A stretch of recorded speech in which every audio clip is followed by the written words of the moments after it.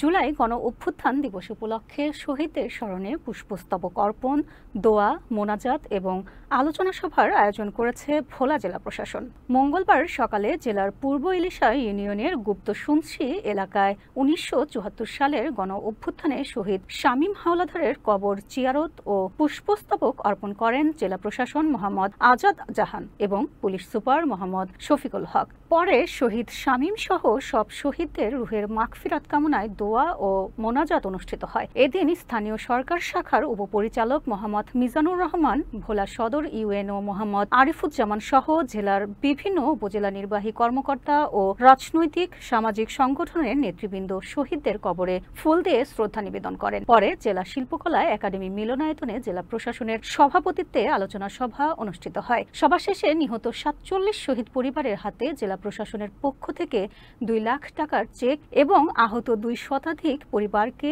নগদ ২,০০০ টাকা করে সহায়তা প্রদান করা হয়।